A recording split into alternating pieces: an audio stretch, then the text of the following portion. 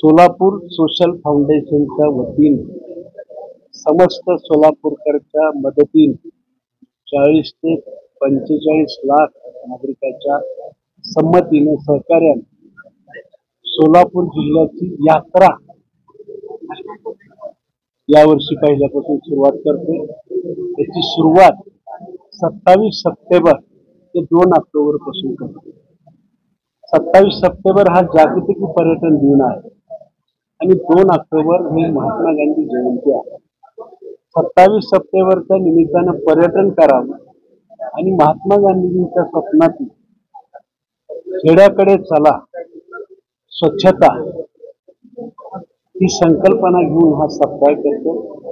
आपल्या माध्यमातून जिल्ह्याच्या बाहेरील लोकांना मी आव्हान करते की सोलापूर जिल्ह्यातील आपण प्रवास करा, पर्यटन करा।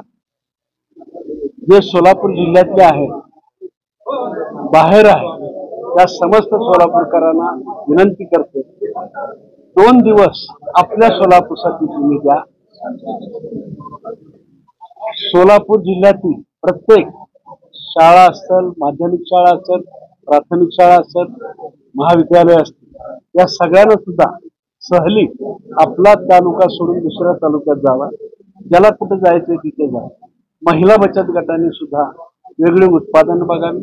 शेतकऱ्यांनी सुद्धा या निमित्तानं वेगळ्या ठिकाणी जाऊन आपल्यापेक्षा चांगलं कोण पिकवतंय ते पाहावं, आपल्याकडे करण्याचा प्रयत्न करावा।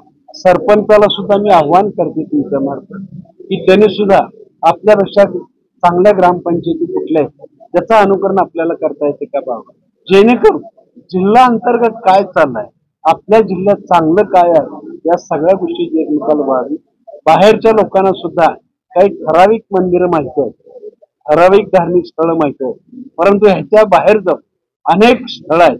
प्रत्येक तालुक्यामध्ये काही स्थळं चांगली मला असं वाटतं ज्याला जे स्थळ आवडते, धार्मिक स्थळ आवडू, ऐतिहासिक स्थळ आवडू, प्रेक्षणिक स्थळ असू, एखादं चांगलं गाव असू, किंबहुना कृषी पर्यटन सुद्धा मोठ्या प्रमाणात आता सोलापूर जिल्ह्यामध्ये होत आहे। कृषी पर्यटन असलेलं शेतामध्ये मुक्काम करावा। तर मला असं वाटतं की हा जिल्ह्यामध्ये हा पहिला प्रयोग आहे। हा जिल्ह्याची जत्रा आपण करायला लागलेला आहे।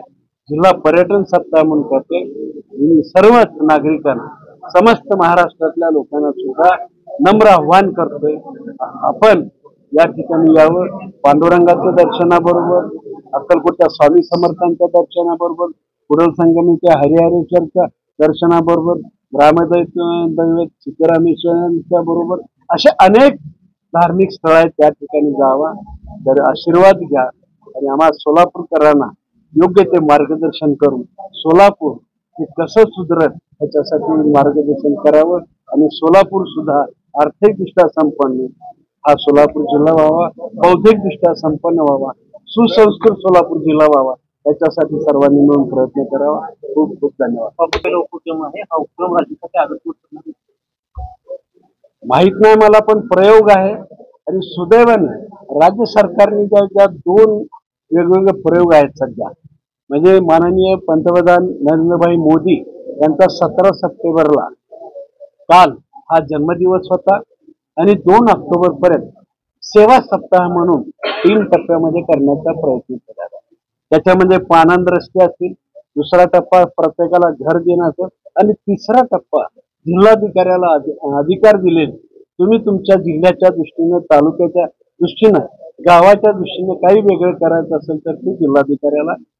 दुसरं, मुख्यमंत्री समृद्ध पंचायत राज अभियान हे पुरस्कार जे जाहीर केलेले आहेत त्याची सुरुवात सुद्धा काल माननीय मुख्यमंत्री महोदयांनी केलेले आहे। त्याच्यात सुद्धा पुरस्कार जे आहेत, तालुका स्तरावर 3 पुरस्कार आहेत, बक्षीस आहेत, जिल्हा स्तरावर 3 बक्षीस आहेत, विभाग स्तरावर 3 बक्षीस आहेत आणि राज्य स्तरावर 3 बक्षीस आहेत। त्याचा जर संदर्भ घेतला तर मला असं वाटतं की मला हे सर्व गोष्टी पूरक आहेत। गावं समृद्ध होत झाली की ऑटोमॅटिक लोक गावाकडे येण्याचं आकर्षण वाढत असतं आणि मला असं वाटतं की सरकारचं सुद्धा अप्रत्यक्षितल्या ह्या योजनेला सपोर्ट असल्यासारखा झालेला आहे आणि त्याचा फायदा आम्ही समस्त सोलापूरकर नक्की घेऊ। सोलापूर जिल्ह्यातील काही भागात दुष्काळग्रस्त आहे, त्याच्यामुळे कदाचित पर्यटन केंद्राला देखील वाव मिळत नाहीये। कृषी पर्यटन असेल किंवा इतर पर्यटन असेल. मला असं वाटतं की दुष्काळ असो सुकाळ असो निसर्गानं ज्या गोष्टी दिलेल्या आहेत त्याच्यात वेगळं पण काहीतरी आहे पण ते आपल्याला शोधता आलं पाहिजे. निसर्ग कुणालाही असा मोकळा सोडलेला नाही. निसर्गाचं देणं जे आहे ते आम्हाला शोधून ते आमच्या यशामध्ये कसं हे करतात त्याचं परिवर्तन